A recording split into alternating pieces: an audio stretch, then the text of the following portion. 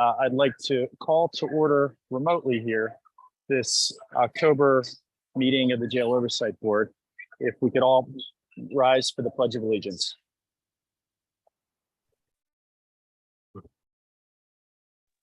I pledge allegiance to the flag of the United States of America and to the republic for which it stands, one nation, under God, indivisible, with liberty and justice for all. All right, thank you all. Just one housekeeping item. Myself and Mr. Raheem King are joining virtually today. And one other housekeeping item is to announce that we did have an executive session of the board yesterday to cover certain contractual matters and matters of security. And with that, we'll move on to the next item, which by my memory would be if there is any public comment at the outset. And of course, we always have 2 rounds of public comment. There is the first, which is to be on anything that's particularly associated with board the agenda activity, and then at the end it can be anything with regards to jail oversight. Brian, I obviously can't see what is going on there, but is there any members of the public? Yeah, so if there's public comment on any of the agenda items, you can come up to the podium to state. If it's anything that's not on the agenda, it would be at the end of the board meeting. Okay, great, thank you.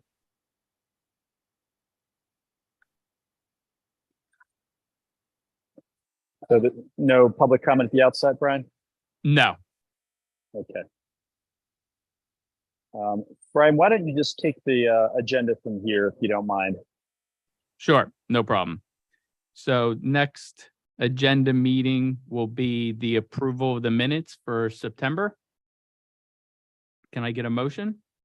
Motion for approval of September meeting minutes. I have a question, if I may. Second. Yes, sir. If there are any questions or comments right now? Yes. My recollection is we discussed the possible use of inmate welfare funds to buy Barker mattresses and in fact voted on it subject to the approval of the solicitor, and that's not reflected in the minutes from September. So it seems to me the minutes should be modified to reflect that. Can we make a note of that for the minutes to be modified per judges? Thank you. Yeah. All right. If there's no other questions or comments, we will put it to a vote. All those in favor? Aye. Aye. Aye. All those who oppose? Sounds like the ayes have it. The next order of business is approval of the reports for September. Can we get a motion, please? I'd like to make a motion to approve the reports in September. Second. Thank you. Are there any questions or comments before we put it to a vote? Okay. Then we will put it to a vote. All in favor? Aye. All those who oppose? Yeah. All right, the ayes have it. The next order of business will be the warden's report. Thank you very much.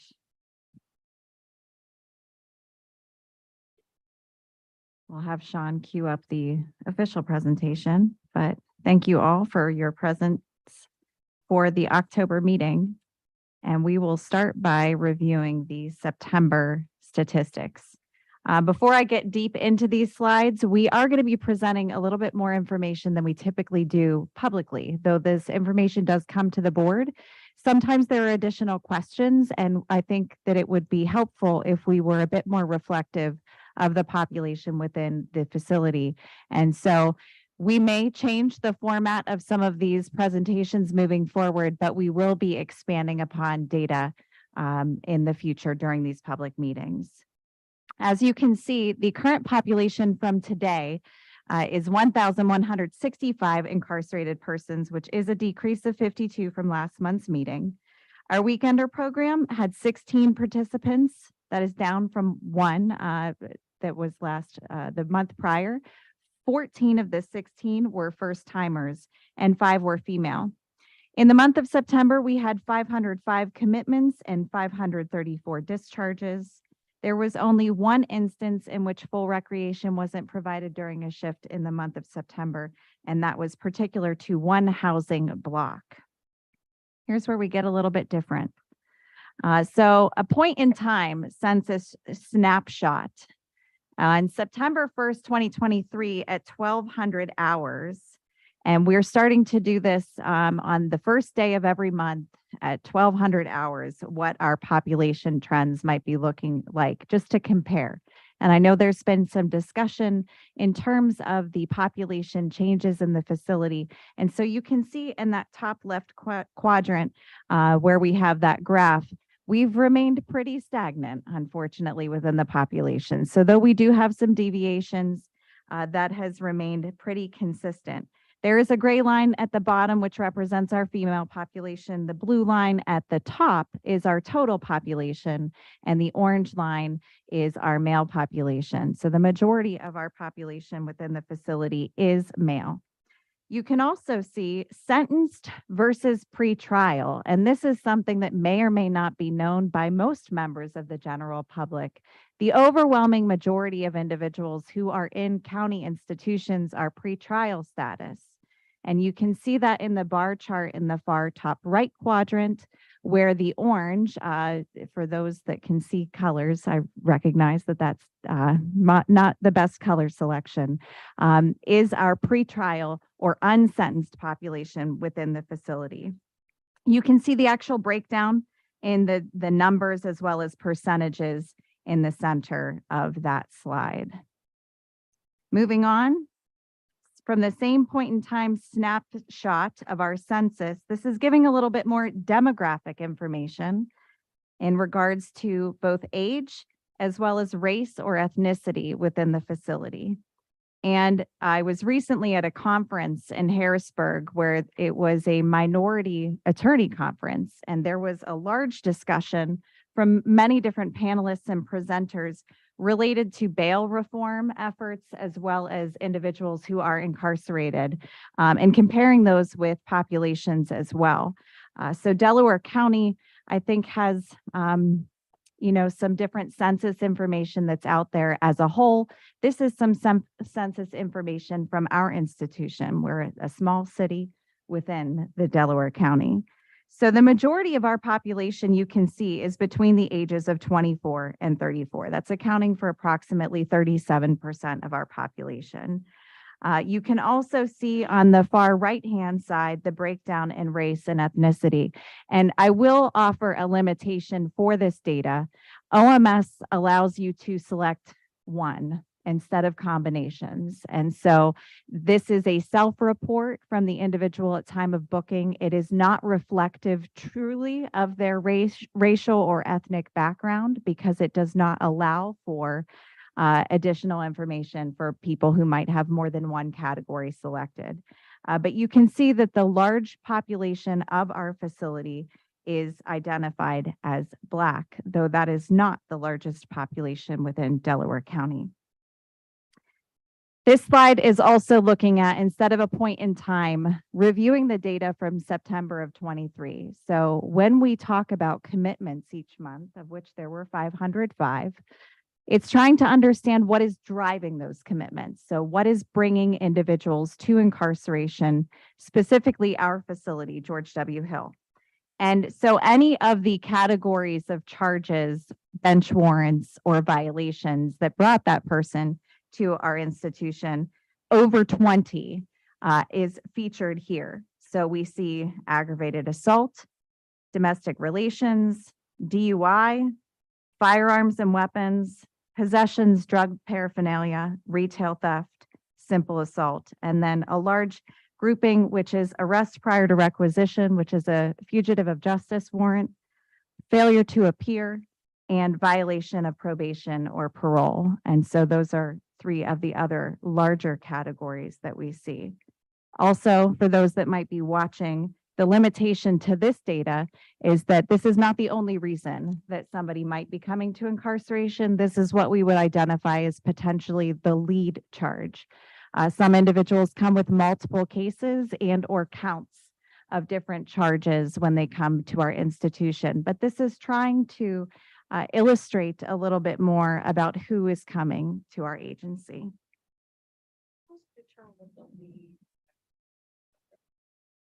So I don't want to say it's subjective. We're working on the data to make sure that we're bringing this to a more valid and reliable sense of reporting, but a lead charge would usually be that was the most severe.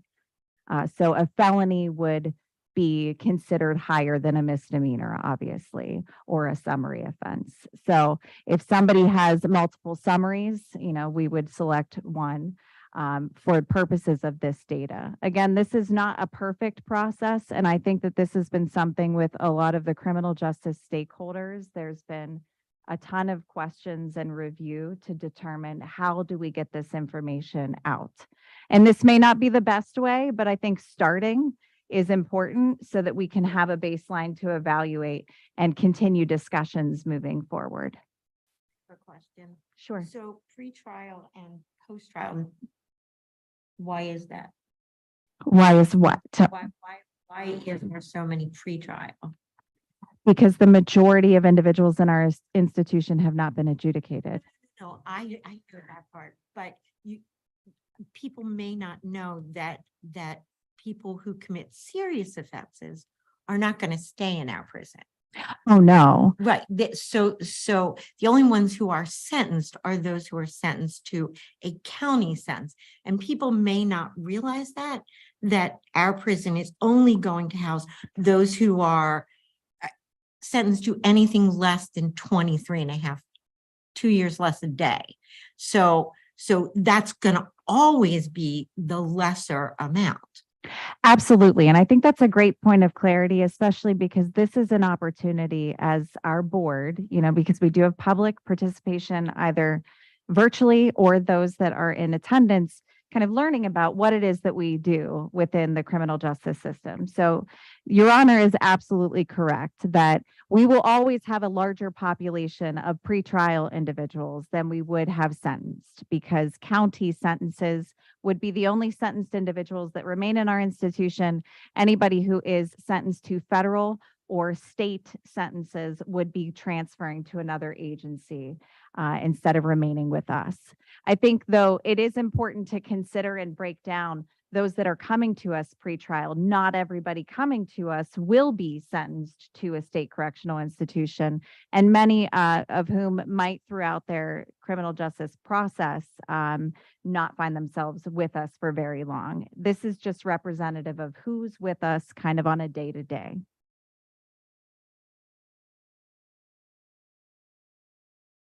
For monthly statistics, behavioral health, and we will be highlighting this a bit more because we've recently started the Restoration of Competency program, which is the jail-based services. Instead of only utilizing Norristown State Hospital, we do have another option here in Delaware County. We do still also have Chester Restoration of Competency which is, not in our facility. It's referred to as C-Rock as an alternative as well. So behavioral health statistics, that top line is our average daily population within the calendar month, just to try to provide some percentages and give some information. Inmates on any medication would be 772 out of the average of 1,200, whereas those on psychotropic medication were 319, or accounting for approximately 27% of our population. We have 1,352 visits by psychology, but that is important to note. That's mental health professionals as well as psychology level practitioners. In terms of those that would be identified on a mental health caseload, that would be 367. And then also including within those behavioral health statistics, we see substance use disorders reflected. So the detox withdrawal, those visits are accounting for any clinical contact or patient care monitoring session while somebody is on a detox protocol. Though there were 138 unique individuals that were monitored. And this too is important to identify that while we have medication-assisted treatment, individuals do come into our facility as polysubstance users. So they may have more than one substance that might require detox. So they can be detoxed from alcohol or benzodiazepines while maintained in a medication-assisted treatment program. So we might see some duplications between those categories. Just a question. So how many are participating in the return to competency? Is that what this slide is? No. So right now, we had 3 individuals who are involved in the restoration of competency. That is a very, very small portion of our population. What qualifies them to be involved in that? Is there some kind of determination? So yes, there is a determination. The courts would have to first order an evaluation for competency. That competency evaluation takes place with the pretrial services and diagnostics within Delaware County, and they send qualified psychologists to the agency who are conducting the evaluations. If the individual is deemed incompetent, then there is a commitment hearing that will identify that they will require involuntary forensic competency treatment, and then those services will be engaged either within our agency for the jail-based services or Norristown State Hospital. Once they are found to be competent or restored, then they are able to go through their legal due process thereafter. Of those 3 that are participating in it, are they all in the jail-based program? Yes, we have individuals who are already at Norristown, and while we're waiting to transfer, we've engaged individuals and services to make attempts to restore them to competency so they do not have to transfer to Norristown. But so how long does that go on before you then transfer to Norristown, or is it based on what Norristown has available? It's extraordinarily fluid, so it's based on bed availability as well as their responsiveness to the treatment within the correctional agency. If they are responsive, we may keep them within our institution to restore so that they don't have to go to Norristown and send somebody else in the future. If they are not responding, then they would demonstrate a requirement for a higher level of care, which could be provided at Norristown. And then the final line on that category. So whereas we saw 138 individuals who were in detox protocols, we had 128 that were on a medication-assisted treatment for opioid use disorder. So continuing the discussion with restoration of competency, we are in the 3rd week of development with on-site staff providing services, predominantly to males housed on 10 Alpha. We have a psychiatrist, we have a psychologist/program director, a mental health professional, and an administrative assistant. Last Friday on the 6th, and a huge thank you to the multitude of criminal justice partners who were willing to dedicate time to continue to help us build this foundational program within the agency. And we spent time discussing referrals, processes, and communication strategies to make sure that everybody who must know is getting the accurate, up-to-date information while ensuring that we're observing patient confidentiality. This is still in the infancy stages, and I have to say that a few times, probably for several months. And data will be maintained to demonstrate outcomes. I will continue to report on the success and lessons learned of this program, but wanted to make sure that everybody knew that we had officially started at the end of September. And then to further expand on medications for opioid use disorder, and we are, again, constantly evaluating the way that we communicate this information and share. So the far right column is totals, and then preceding that is the September numbers of those that were continued on methadone, continued on Subutex or buprenorphine, continued on Sublocade, and Vivitrol. And as of today, we have 135 unique patients currently in custody, which is 11.59% of our population that is enrolled in medication-assisted treatment, with 107 receiving oral buprenorphine, 21 receiving Sublocade, and 7 receiving methadone, which is an increase of 16 from last month. We have hosted 1 graduation since our last meeting, and that was on September 29th. So you can see an image of the officers that just completed the Basic Training Academy. We welcomed 15 full-time correctional officers, and we were appreciative of Honorable Judge Durham, who came to administer the oath to our new sworn class. We began an additional class that is presently in training on September 18th. Our next graduation for that class is anticipated in October on the 27th, and we do expect more than 20 graduates from that class.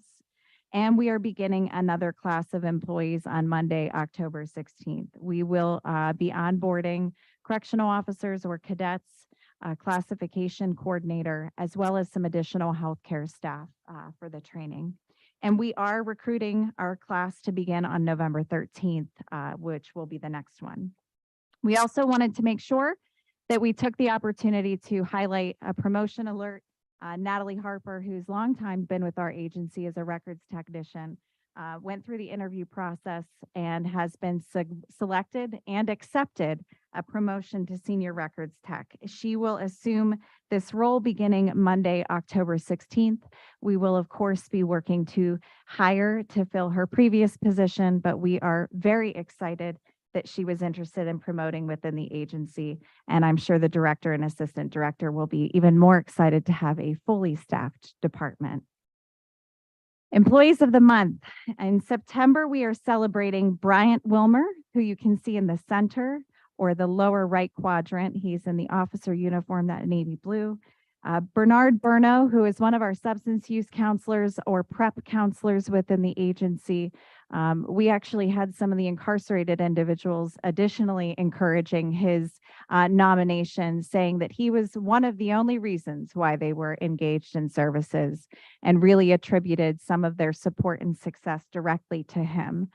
And then finally, we have Lieutenant Salim Jones, who you can see additionally in the lower right quadrant in the white shirt uniform. And those are our esteemed employees of the month. We had another month where we had a number of nominations that were coming from individuals who do not directly supervise those people, which again speaks to the camaraderie and interdepartmental support that we have. There is a hiring event that is coming up on October 24th for those who might be listening. That information is being published by Delaware County Personnel as well as Public Relations, and we hope to be able to see some people there. We are still seeking to fill positions. Our correctional officers were increased to $24 an hour, our sergeants to $26.50 an hour, and our lieutenants to $28 an hour. So hopefully we will see some of you there. For goal setting, to dive in, we had a lot of professional development opportunities. So at the beginning of this month, Deputy Warden Mastrodi and Major Pleasant attended the Pennsylvania County Corrections Association Conference from the 1st to the 4th. I was able to present as a panelist at the 32nd Minority Attorney Conference. I was not the only presenter on the panel. You can see the image there. I was very honored to be joined by the Lancaster Public Defender, Chief Public Defender, as well as an individual who does a great deal of advocacy work. And then on the far left, we had our moderator who works with the Pennsylvania DEP. And finally, at the end of this month, for the Pennsylvania Prison Wardens Association, myself, Chief Deputy Warden Smith, and Major Leach will be attending, sorry. And then in terms of technology, we will be executing, finally, stages of Guardian RFID to increase that resource for our agency and staff. We spoke last month about the new visitation schedule that was executed on Monday, September 11th, and here are the findings. So it's important to offer a special thanks to Officer Motley and Officer Jones, though we should probably extend that to a lot more people in the agency, but they particularly worked pretty hard with our program and reentry administrator, Kelly Shaw, for data support, as well as making sure that we had a lot of these different challenges ironed out. So you can see the numbers of visits that were scheduled versus the visits that presented, and we had a large number of compliance there. So 174 people scheduled visits, 150 actually presented for those visits. 252 visitors were expected and 203 were present. And so we did make efforts to increase the time for the visits. They were previously 30 minutes, they are now an hour. And we do permit 3 individuals to attend in person per visit. We are able to accommodate 20 visits per time slot. The information is still available on our website in terms of scheduling. And then the final slide for my portion relates to the cost recovery, just making sure that we are reporting out those items. So again, for those that might be joining us for the first time, the top rows are those that contribute to the county general fund, whereas the bottom is what is contributing to the inmate welfare fund. So those are our numbers for this past month as well as the year to date. And at this time, Warden, could I ask a question on the MAT slide? 'Cause sure. I didn't see it in here. I wasn't sure if I saw it right. It looked like 20 inductions for Sublocade this Yes. month, and was it 0 last month? Let me double check the data.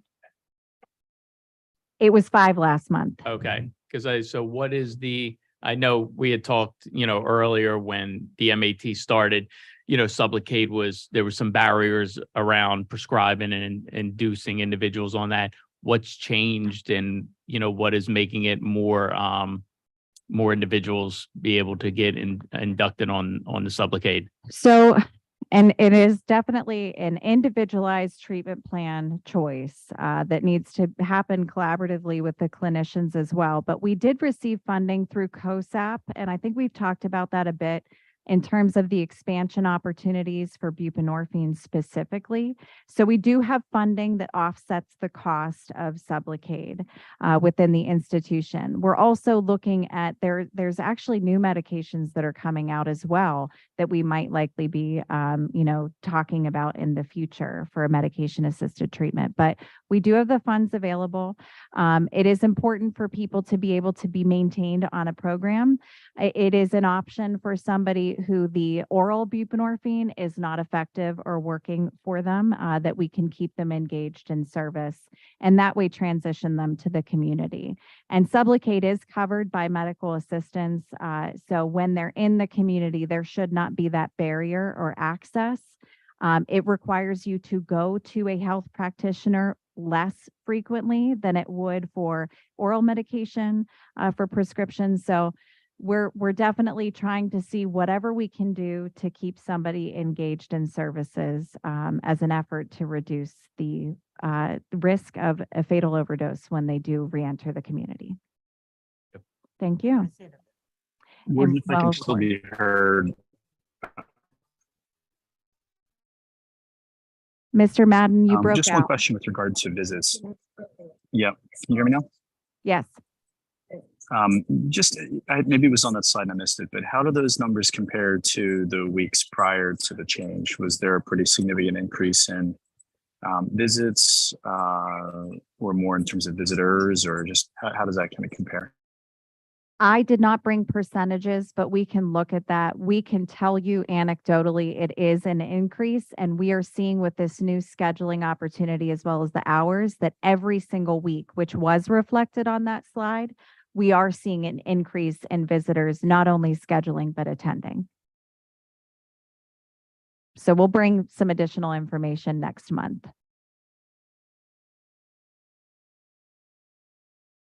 Does that answer your question, Mr. Madden? It does. Thank you. Are there any other questions for me? I won't go anywhere, so we'll have Deputy Warden Daley Falley come up for the programs and support third quarter review. Thank you, Warden. Good evening, General Officer Bowmaner. This presentation will go through the third quarter review. Every quarter, we summarize what we did during the quarter and with data and chart and highlights.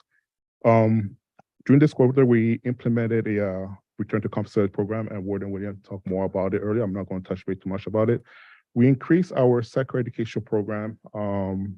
We had Into the Work program, which is a 6-week course on our session, which is offered.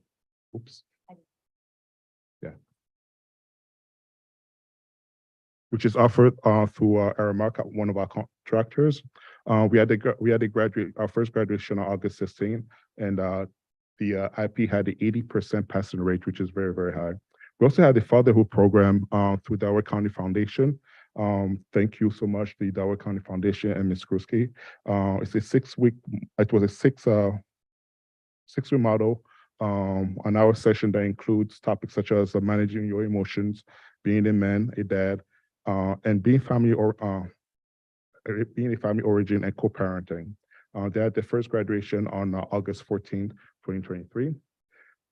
Chaplain Dunn and Major Leach attended a PCCA conference on August 29th. We increased our religious services, which includes the Sacrament of Reconciliation, Protestant services, and monthly masses during this quarter. We increased our youthful offender with a partnership with a childhood and family focused organization with 3 programs. Thank you, Child and Family Focus and Kelly Shaw. The 3 programs that we increased were the Project Success, Let's Get Transition, and Let's Get High School, which focuses on healthy relationship awareness and value of good health. We increased our partnership with, we secured our partnership with West Churchill University and Newman University. Thank you, Ms. O'Connor, for it. We increased our community engagement with stakeholders. Thank you all the Delaware County Criminal Justice Team, the Office of Public Defender. We increased their physical presence in the institution, and they're really, really helping us out with our special need population. Ongoing progress towards a collaboration with the CJAB, and Warden William talk more about it. I'm not going to talk in detail about it. We enhanced our volunteer service process. Thank you, Kukia Dunn and Sarah Bowles for this process. We exceeded last year's GED goals, and currently we have 68 incarcerated persons who earned the GED.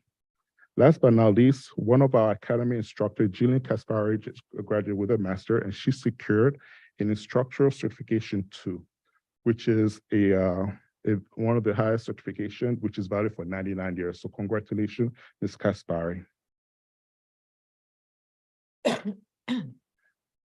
As Warden mentioned, our population the last 2 months has been decreasing. I'm not going to go too much details about it. Our youthful offender as well decreased through the last 3 months. Our workforce development, like I said, we had a passing rate. We currently have a passing rate of 65%. So any IP that enrolls in George W. Hill has a 65% passing rate to receive their GED. We are always focused on workforce development, and our data are pretty much are stagnant, especially for Spartan Chemical, which helps the IP to receive some skill set for in the working industry. Our substance use and mental health services for this quarter, 301 individuals participated in Prep 1, 302 were new for Prep 2. We have 173 new enrollments, 135 IP rewarding anger management, 6 behavioral modification, which is our sex offenders, and we have 84 IP who participated in AA. Our demographic for substance use, 75% are male, 25 are female. As far as race-wise, 58 are white and 31 are African American. Hispanics are 5% of our population.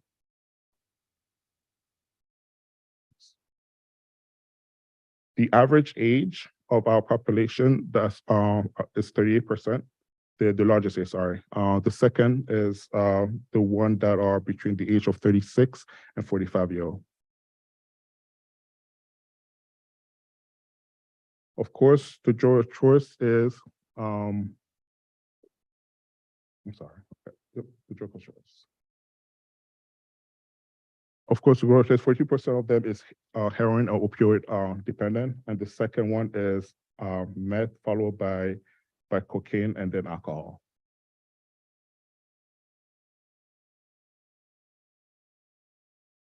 Warden, we're going to talk about the MAT. I'm not going to talk too much about the data, but this is how the data looks at visually. So then 1% are on Subutex, 14% on Sublocade, and 15 are methadone.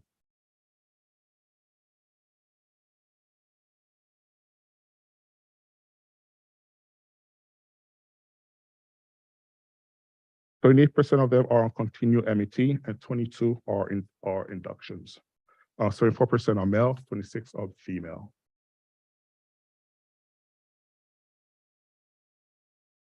Those are our referral services during this quarter.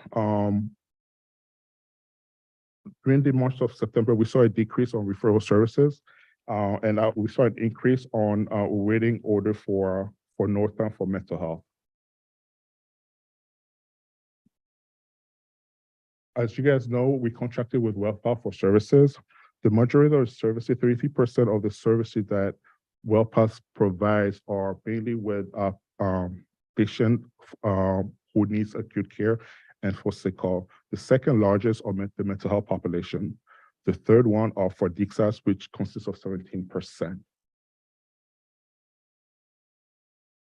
We wouldn't talk about the medication. 69% of our IP who are on medication, and out of the 3,369, 31% are IPs on psychomeds. So grievances, as of September of 2023, 100% of the facility has been converted to electronic requests, meaning that our IP has the ability to use a tablet to request for a request for information. The population is responding very, very well to the system and appreciate the increase of communication with staff. The system allows the population to initialize a request to any department through a tablet. If the population needs additional information from the request, it moves it to a grievance, which requires a supervisory response. So during this quarter, we had 12,558 requests. And out of the 12,558 requests, 3.4% move into a grievance stage, which is amazing. Special shout out to all the case manager because they had the large pool of requests for information. There are 7,928, and only 1.5% went into grievances. Deputy, Yes. go to the previous slide. Which one? One more. The universe of 3,369, is that individuals or is that visits? Individuals. Yes. Yeah.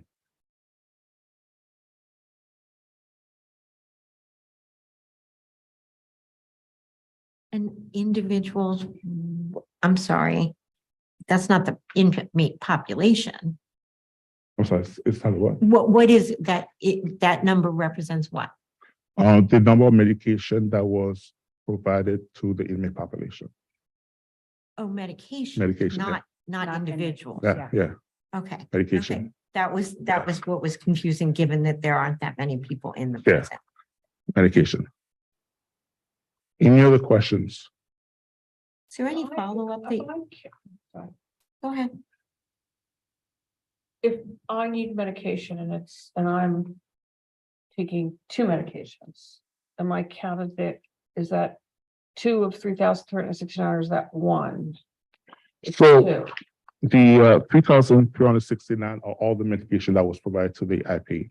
Out of it, 31% was psychotropic medication. And the rest can be like any type of other medication. Right, I was just trying to understand the universe again. Yeah. 3,169 is the number of drugs independent of how many. If I take 5 drugs, I'm 5 of that 3,369. Yes, and so on the previous slides that I had presented, the average daily population in September, I'm using recollection, was 1,200, and 772 individuals were prescribed at least 1 medication. So those would be your unique patients that are prescribed at least 1 medication.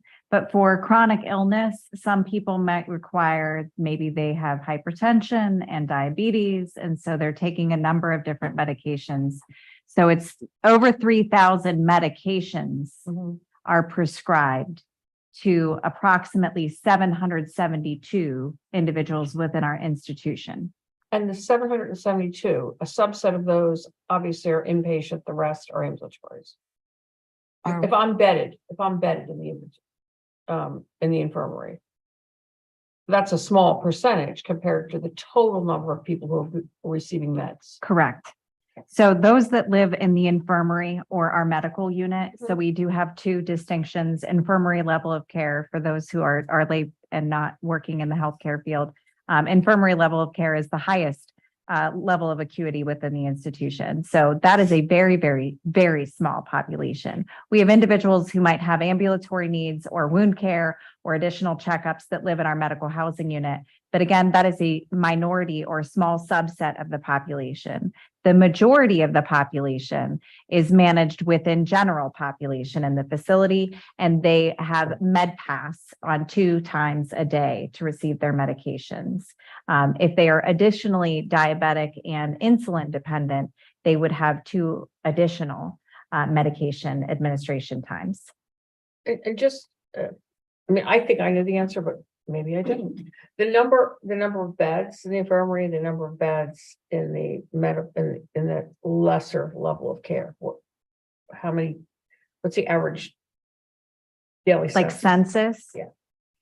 I think infirmary level patients, we would average around 5 or less. And then others that would have acute, and we actually house detoxing individuals in there, so they wouldn't necessarily require, we would be averaging like 30 within that unit of the full population. Any other questions? With regard to that N number, which was like 3369, I understand that's medications, but that would also be doses. So if someone got 5 doses of particular medicine a day, would that still be 1 or would that be 5? 1. Okay, thank you. did you say 1 or 5? 1. Oh, okay. I wasn't sure. I saw your fingers go up. Medications may be, perhaps you're on a 2-time-a-day medication, BID. So you're prescribed 1 medication, but the dosage or the frequency, the dosage would account for like the milligrams, and the frequency would be how many times it's administered. Those are just unique medications prescribed to those 772 individuals. Oh, so I misunderstood that. So Okay. I thought if I received insulin twice a day, in that universe number, I would be 2, but you're You're saying one. I'm 1. 1. Got it. Thank you. Welcome. Any other questions before Michelle brings any update about reentry programs? Yeah, thank you.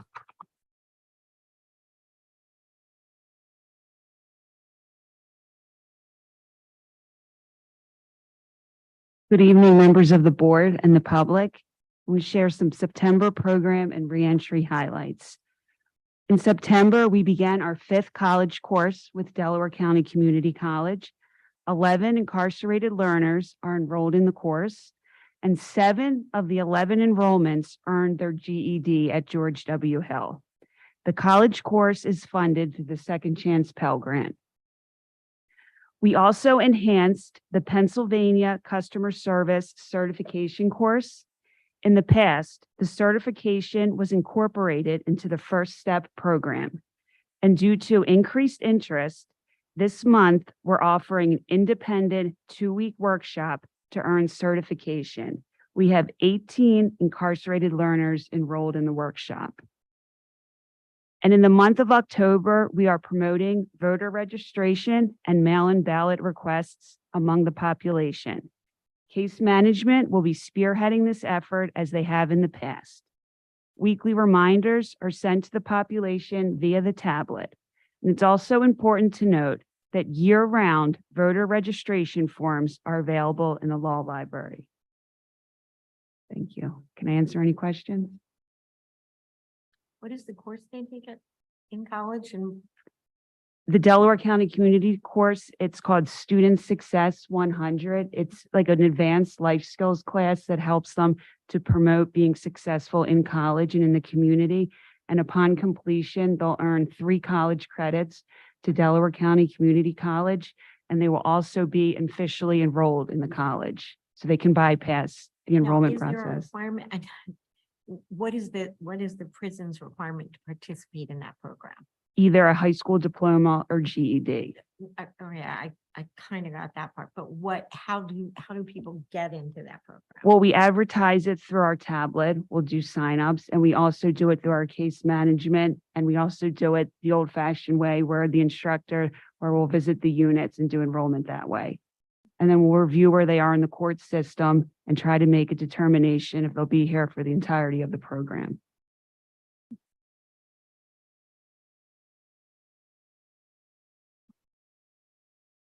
Thank you. Thank you. All right, moving on to next order of business. Is there any new business? No new business. I will open it up to public comments. Sure. Just please make sure you say your name, your address, and we have 3 minutes for the public comments, and the time is up on the screen. Okay. Hi, my name is Danae MacGyver. I live at 259 East Baltimore Ave in Clifton Heights. I was actually incarcerated from February 9th of 2021 until February 10th of 2023. So I was there for 2 years and 1 day. I was pre-trial. I was waiting for trial.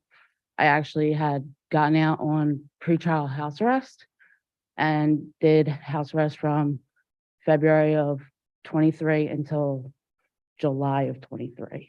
So I would just like to talk about some of the conditions that I saw while I was incarcerated.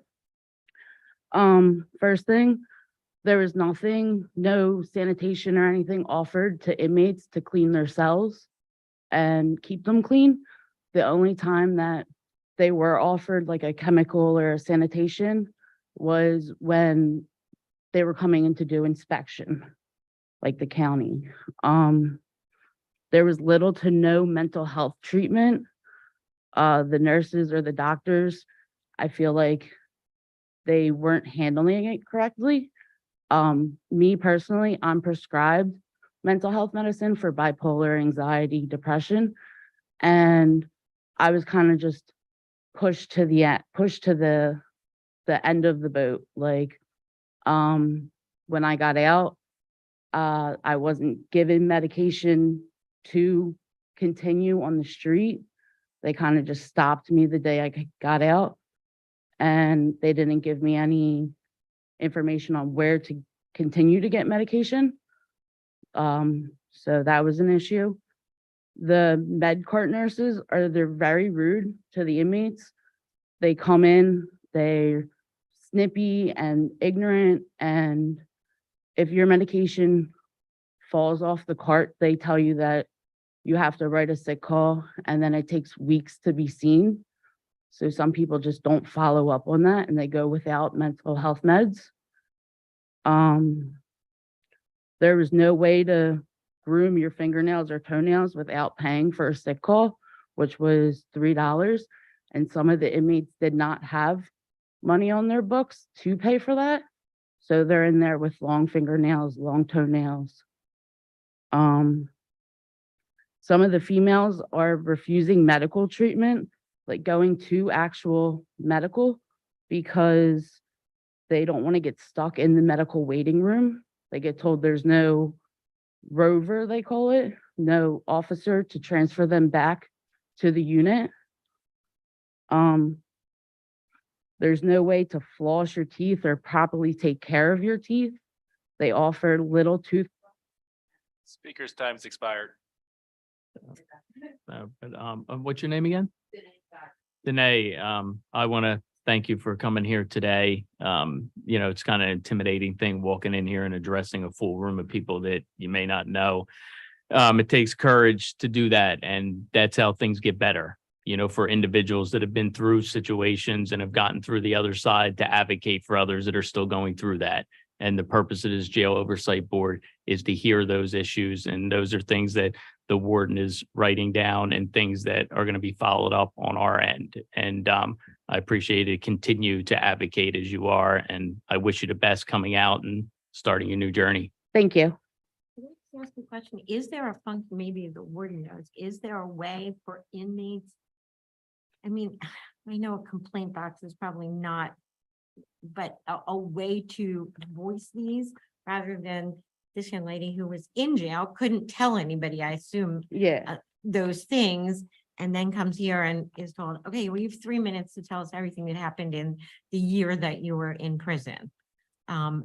So is there a mechanism for them to? So with the risk of sounding dismissive, because I don't want to dismiss everything that she just offered, yes, there is. And one of those mechanisms is the grievance process. And so individuals can submit a grievance to resolve those, issues. I don't know if she did, and I'm not going to put her on the spot to ask, but there are processes to resolve based on what her testimony was. It sounds like a lot of the processes or procedures that we have to prevent this kind of treatment from happening may not have occurred. And so we'll do further review. Or more timely. I mean, It is, obviously, so it's she's in out. instantaneous through the tablets. You can submit an information request and or a grievance, and we have timelines in which we have to respond. But again, it does not sound like that occurred or was successful in this. So my offering that response is not to dismiss what was shared today. Thank you, Board. Thank you. Thank you. Thank you for coming. Hello? Mr. Chair? Yes. Sheriff Sanders, I would just like to ask that we receive a report after the prison personnel look into whether the grievance, what is available in terms of grievance was followed by the young lady that stood before us, and what was the response to her grievances next month. Yes, I concur, Sheriff. Thank you. And also, I'd like to, I agree with that entirely, but I would like to add, have there been subsequent grievances about the topics that our guests spoke of since in some body of time from any other of the inmates? Is there any other board member comments? And, just to follow up, definitely to please that we can get a follow up on the information that was provided to us today, especially when we're talking about the mental health programs that we are providing within the jail and the importance of individuals being linked up to be successful post-discharge. With that, if there's no additional board member comments, I'm going to ask for a motion to adjourn. So move. Second. All right, any questions or comments? We'll put it to a vote. All those in favor? Aye. All those who oppose? All right, sounds like the ayes have it. Thank you. Have a good night.